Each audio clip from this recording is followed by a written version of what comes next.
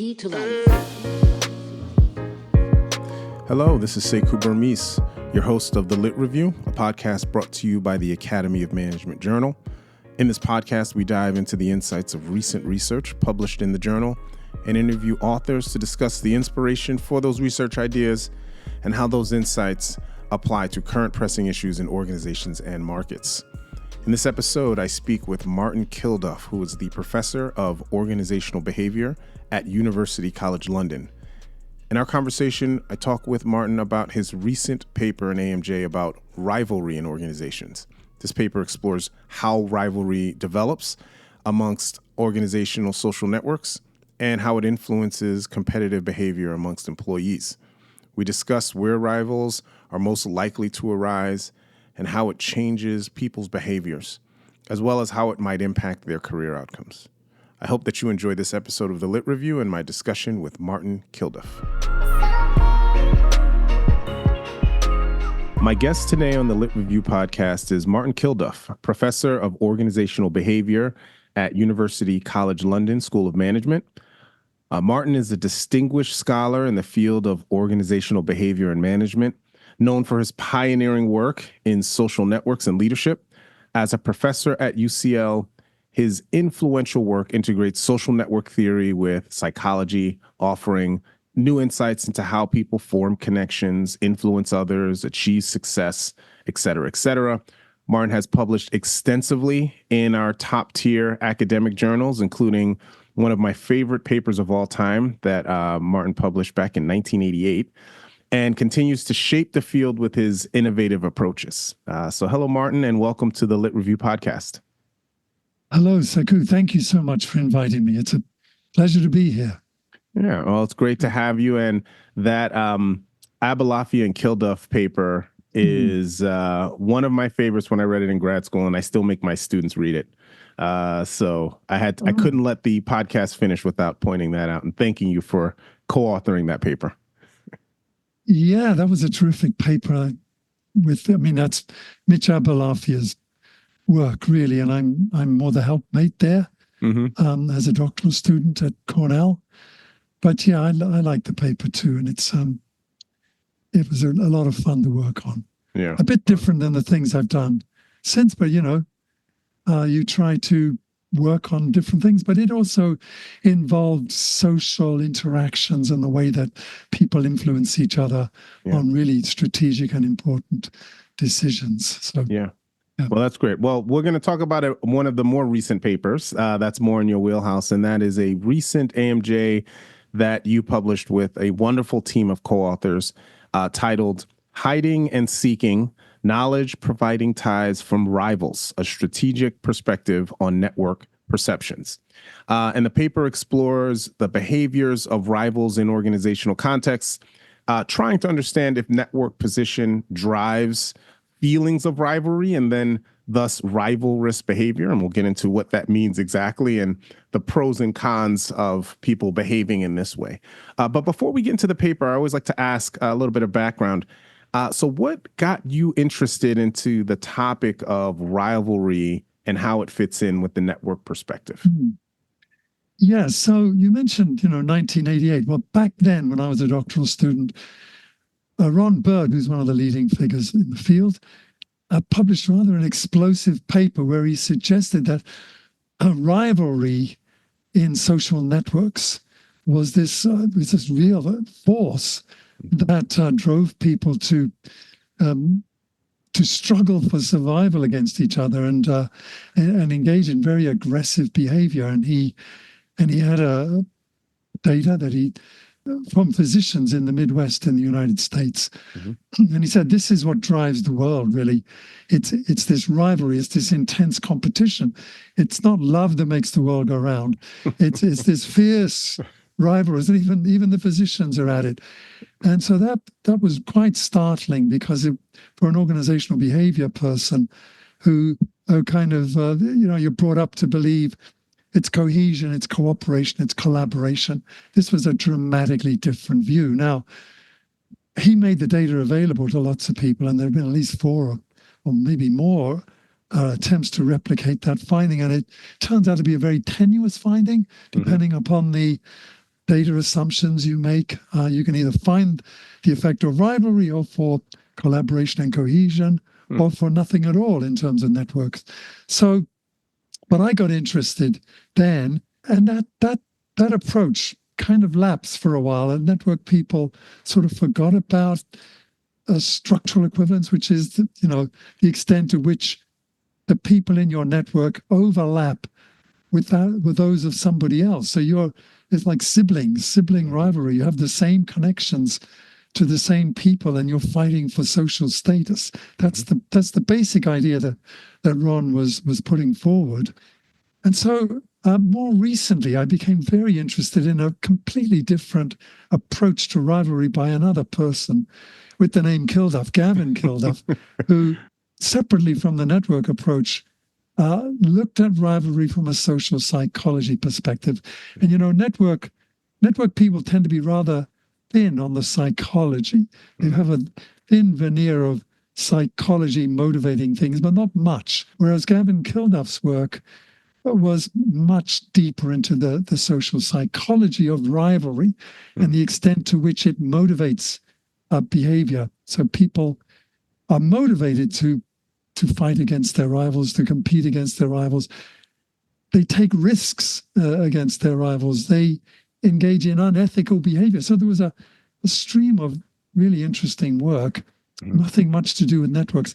So it occurred to me and my co-authors that we have these two streams of work. One, the network approach, which has to do with overlapping social networks, causing people to feel rivalrous and engage in rivalry. And the other, the social psychology, suggesting that people are motivated, extra motivated against rivals, taking risks, engaging in unethical behavior, and so on.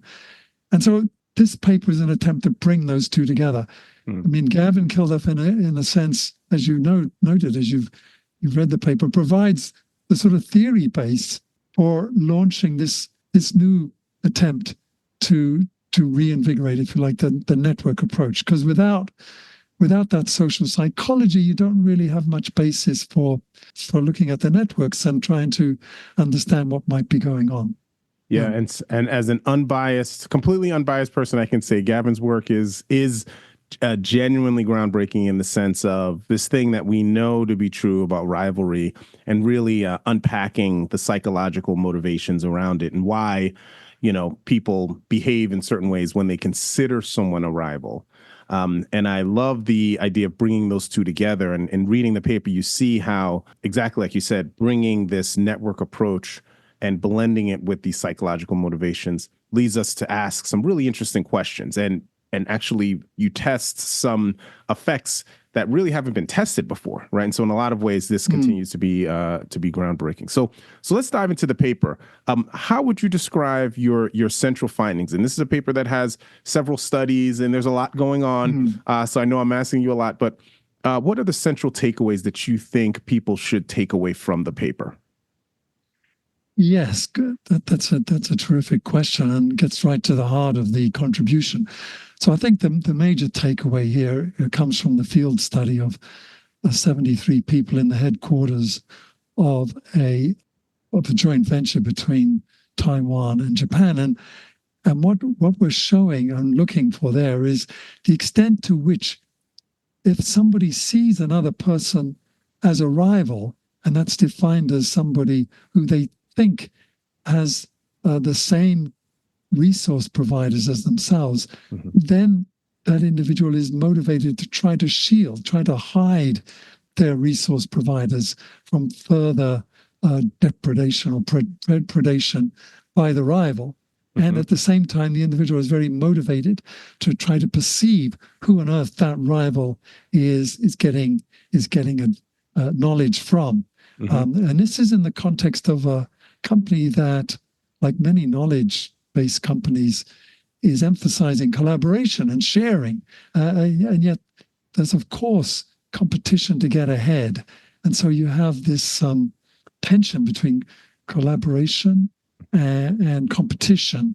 And so building on Gavin's work, we're looking at, if you like, something slightly, you might call it unethical, but certainly it's it's not approved of in the context of major corporations where knowledge is the currency that they use for the firm to advance. And so if you're trying to shield and hide your sources of knowledge from people who might benefit from that knowledge within that relatively small group of headquarters people, then that's obviously not so good. And we do find evidence that to the extent that you're successful at hiding your sources of knowledge and perceiving the others' sources of knowledge, it has benefits in terms of you moving into leadership positions and maybe getting ahead in the organization. So that's the major finding, and this is all in the context of perceptions. So this is perceived rivalry, and so whether these people really are your rivals, in terms of whether are they really going to the same people for knowledge and help and resources, those that you think? Well, that may not be the case, but that perception, that's where I think the social psychology of rivalry and the network approach overlap, because perception has been at the center of both rivalry approaches, and so it does give a license to use the social psychology to understand network rivalry. Thank you for that. That was great. One follow-up, just so that I'm clear and that the listeners can be clear. When you say hiding resource providers, what does that mean in basic form? What would it mean for someone in an organization to hide their attempt to hide their resource providers from someone else? Yes. So we do have a couple of experiments where we try to show this in action. But it'd be kind of like, I might ask you, hey, Sekou, I've got this problem. I really need somebody to help me solve it. It involves some advanced statistics or something. You got anybody in your network you could help me? And you do. You have exactly the right person, and you say, hey, that's a great question. I wish I could help, man, but I just can't. I just don't have anybody. Off the top of my head, I can't think of anybody that can help me, Martin. I'm sorry. Yeah, exactly. All right. So it's that kind of thing, and maybe when you want to hang out, when you want to yourself get help from your trusted colleagues, maybe you're not doing it out there in the hallway. Maybe it's you're meeting offsite or you're trying to make sure that those are your exclusive contacts and that you're getting that stream of advice and help. So that's the kind of thing. All right. So, and that's an experience, as I was reading through the experiments, I said, oh man, this happens all the time. Right. And in fact, you talk to my MBA students, execs, and they talk about, hey, just this idea of sharing knowledge and people kind of hoarding relationships and hoarding this information. And so the fact that you're talking about one of the drivers of this kind of behavior, I think is really valuable and really important. So were there any unexpected things that you learned, maybe even things that weren't in the paper necessarily, that you learned while doing this research? Yeah, well, one thing is in the paper, but it's just glanced over pretty quickly, which is really surprising. We were surprised, which is that to a large extent, these people are tilting at windmills. I mean, so to the extent that I see you as my rival, and I'm spending all this time trying to direct attention at your activities and shielding my contacts from you, it turns out it's very likely that you are completely indifferent to me. So to the extent that I see you as a rival, you're significantly unlikely to see me as a rival. It's negatively correlated and significantly so. So these people are chasing shadows. That's surprising. That the perceptions are so erroneous. And so we're finding effects. And so it's the perception of rivalry driving things in organizations with a lot of effort and attention, but it's all misdirected, if you like. And so that's surprising. I found that surprising. Yeah, and you mentioned Ron Burt's work, and Ron was a guest on the podcast last year, and talked a lot about brokerage, and this is his thing, talking about brokerage, and I think it's gotten cemented into people's minds. I need to own that brokerage relationship, and if I connect people, then it reduces my brokerage power, it reduces my power, my ability to kind of have that information asymmetry. And so to what extent do you think that's part of what's going on here, right? This trying to keep people separate so that I can be the conduit and thus improve my ability to be a broker? Yeah, that's a good question. And it's not one that we completely answer in the paper. Although I presented this several times, and a couple of the times Ron was sitting right there in the front row. And he had lots of great comments, and so we control or constraint, which is his measure of brokerage here. And I'm trying to remember, but I don't think it has any particular significance no, I don't think it does. So in a sense, the structural equivalence research program and the brokerage research program, they're both, obviously Ron plays a role in both of those and is vitally interested in them, but they're somewhat separate. And to bring them together, they both are about competition, of course, because, and about gaining advantage. If somebody, and now I'm thinking about it, the measure of brokerage itself includes structural equivalence in a sense, because within that measure of constraint, it's a complicated measure, mathematically, but it includes the extent to which somebody in your network plays the same role that you do, is connected to the same people that you are. Yeah. So that's in there. And if somebody is treading on your toes, as it were, by connecting to exactly the same people that you are, or some of them, or a lot of them, then that diminishes your brokerage. Your brokerage. So that's, I guess, where the two concepts come together. So brokerage is reduced, and the advantages of brokerage are reduced if you have a structurally equivalent person operating in your network. Okay. Yeah. If you've got a competitor, Yeah. No, that's good. And as you were talking, what occurred to me is the power of perception, kind of like you said about the unexpected aspect of this, is that we might see rivals that do not see us as rivals. And so to the extent that, we see someone that we think is structurally equivalent to us, i.e. we see a sibling rivalry, we see a brother or a sister in the organization that's vying for mommy and daddy's attention like we are. And so we have to do what we need to do to get ahead. A lot of that is maybe not, it's asymmetrical, right? And so I think this gets to some of the consequences, right? And talking about that. And so that's kind of where I want to go next, which are, all right, so we know that people are prone to do this and perception is key, but managing this, right? If I'm in an organization where there are knowledge workers and I know these perceptions are going to happen, how might an executive go about trying to manage this issue around rivalry and some of the behaviors, the hiding and the seeking of information? Yeah, and so you mentioned a couple of important things there. One thing, before I answer the question directly, I should emphasize that this is perception. So there are two sort of approaches to social networks. One is, well, let's look at the actual networks, and people are actually friends, or they're actually giving each other knowledge. And the other is perceptions.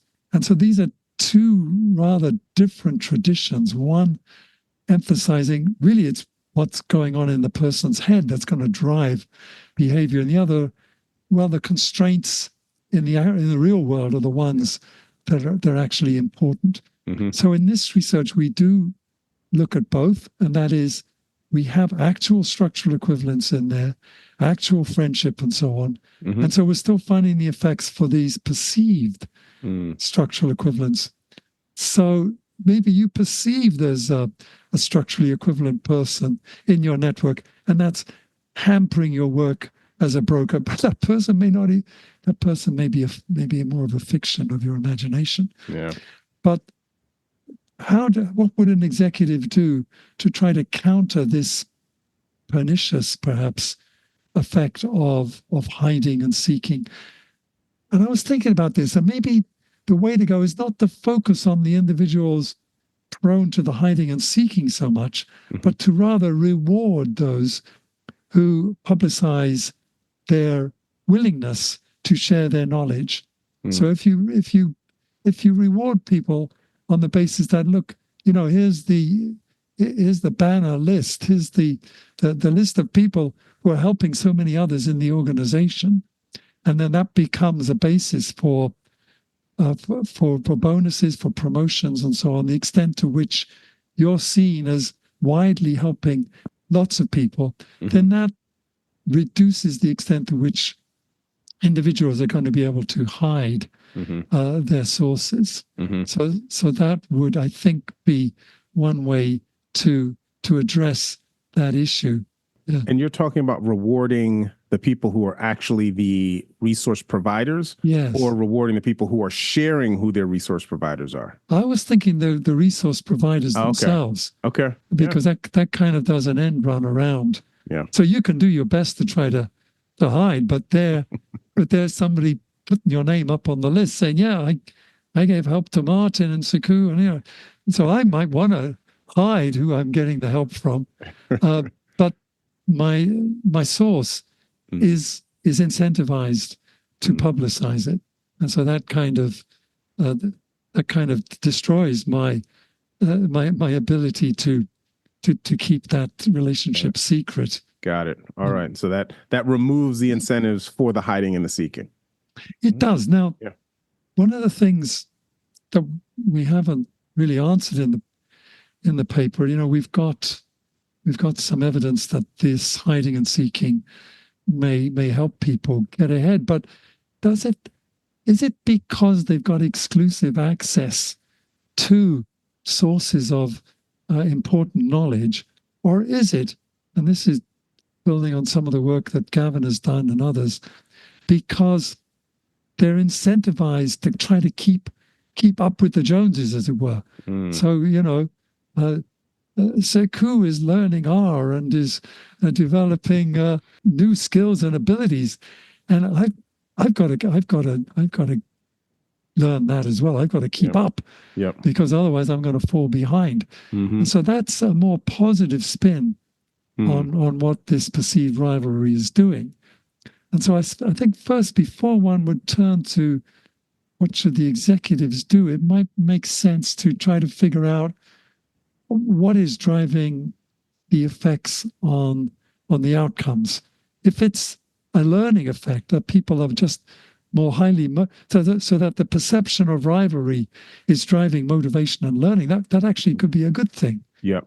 If it's that they're trying to keep knowledge providers to themselves and hoarding and denying other people access, then that's a bad thing. So that's a kind of a zero-sum game, whereas the former is more, it's more expand the pie. Everybody's learning because because the competition is driving and incentivizing people to up their game.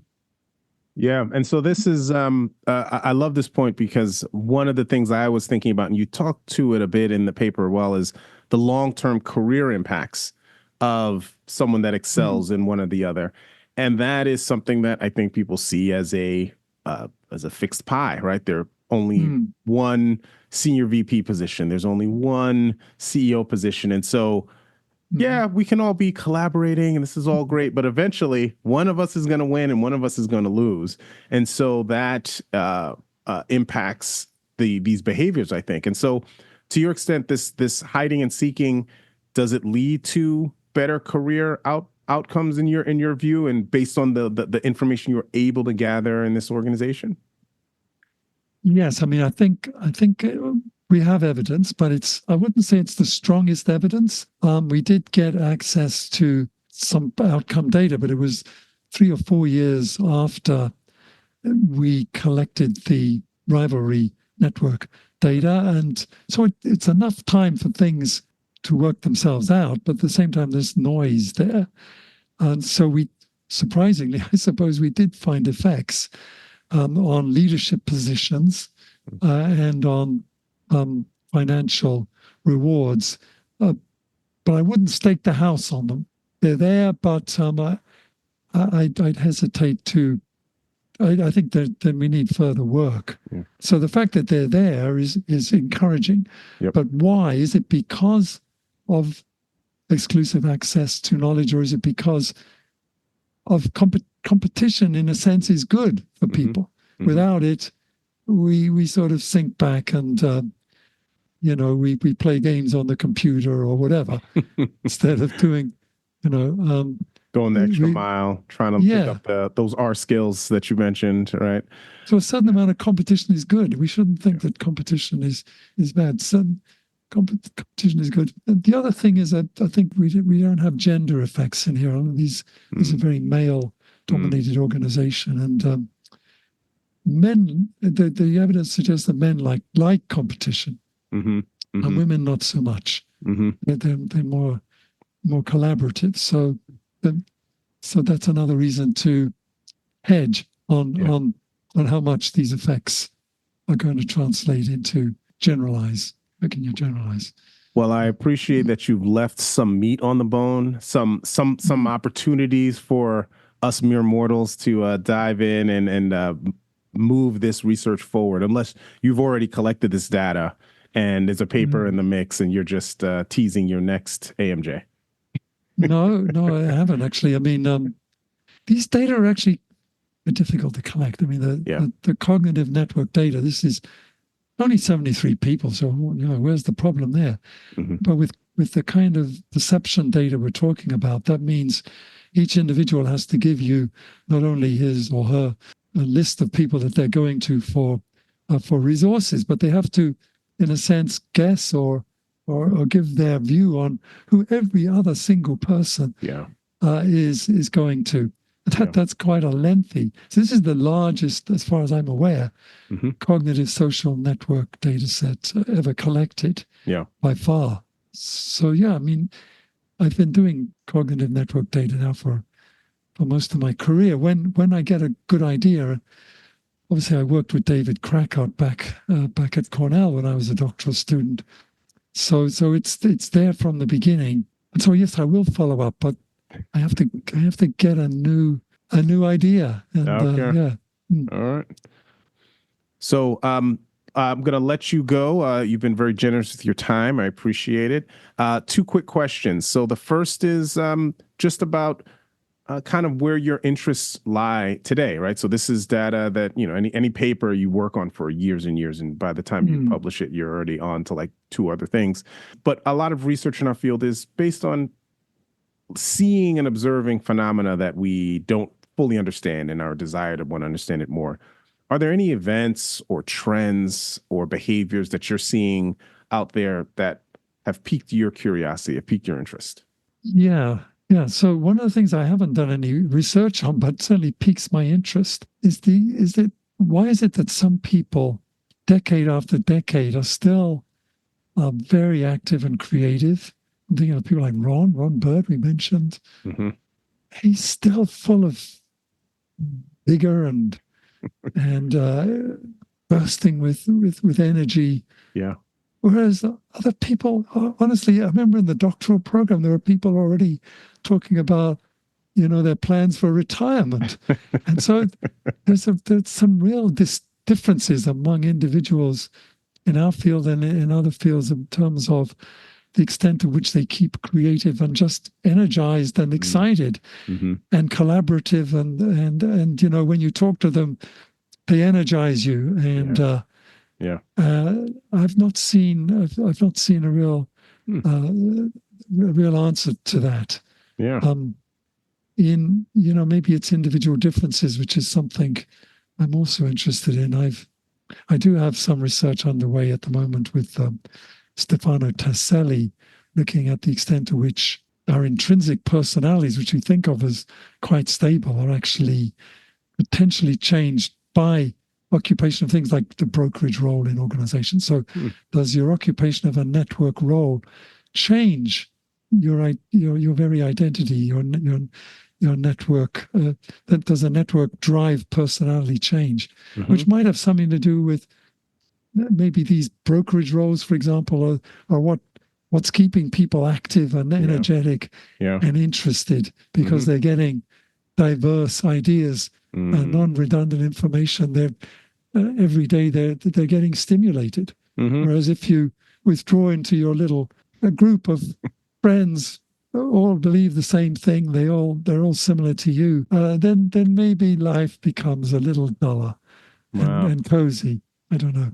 Yeah. This sounds like a big sociological. I can see how this can impact in a lot of different areas within society, not just within organizations. But I think I agree with you. I think this is part of the value of the college experience and education, is that it does sort of bombard you with information you wouldn't otherwise get. And so leaving the home and interacting with people who see things very differently does give you that spark and that interest. And how do you sustain that? Because there is this tendency to be like, all right, I hit a certain age, no more new friends, no new friends. I'm good. And that can actually make you feel more comfortable, but maybe has a negative long-term impact on your sustained creativity and vigor. Because we all want to be Martin Kilduffs and Ron Burts. I mean, let's keep it real. And then last question, what are you reading right now for fun? I read a lot of fiction. That's great. I read a lot of kind of spy novels and crime novels and so on. You're talking my language, Martin. What do we got? What are you reading right now? Well, what do I read? I read all the Reacher books. I read the slow horses books. I read all that whenever I can get a new one. In terms of more related to sort of academic stuff, I see that Malcolm Gladwell has got a revised version of The Tipping Point coming out. I have seen this on every single social media channel that I jump onto. So I'm going to have to get that, because apparently he does a mea culpa, and he told us that, it was fixing the windows and the little things that reduces crime or something in New York City. Turns out that's simply a myth. And so I'm interested to see what he's coming up with. But, at the end of the day, I don't want to read heavy stuff, so I tend to read. If there were still more Sherlock Holmes stories, I'd read those. But I've read them all a couple of times. So. I've read them to my kids. I think, but you can always return to them. That's the beauty of a great story. It's always there for you to return to. Yeah.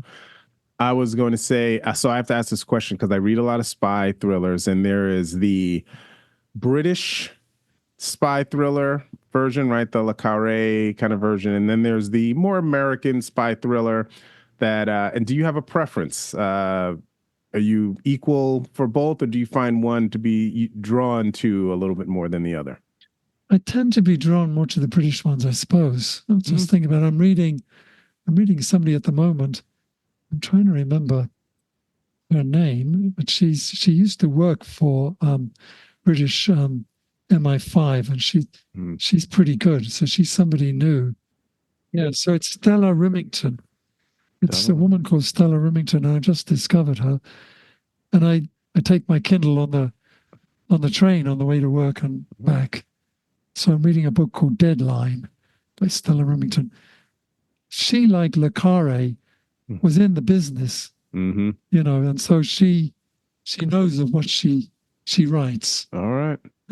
So I'm reading that. I will have to add her to the list. That's good, and it's unsurprising that you preferred the British spy thrillers. Well, if you've got some good suggestions for America, apart from Lee Child, he's British, albeit and it's not so much spies. Well, but it's in that same genre. But I'm not gonna lie, I'm a true blue American. The British spy thrillers are better. I mean, I read Le Carré when I was in high school, and I was like, this is the most amazing thing I've ever read. So I'm all in. I mean, this is getting way off topic, so I know I probably need to end the podcast soon, but I'm listening to books with my kids that are a British kid spy thriller, and they're great. And so I was like, you know what? Why are we even trying? Maybe there's certain things that the Brits just, they got it.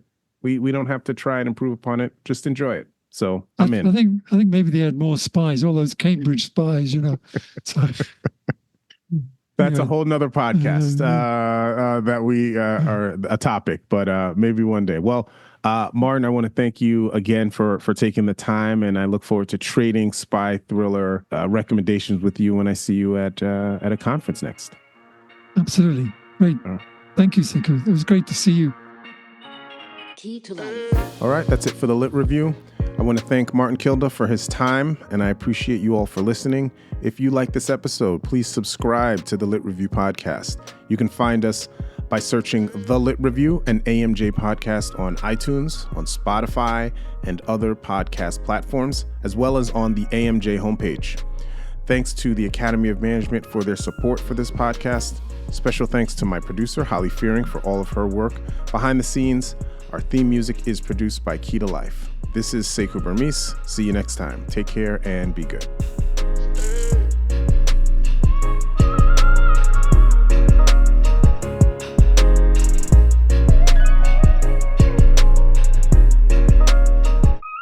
Key to life.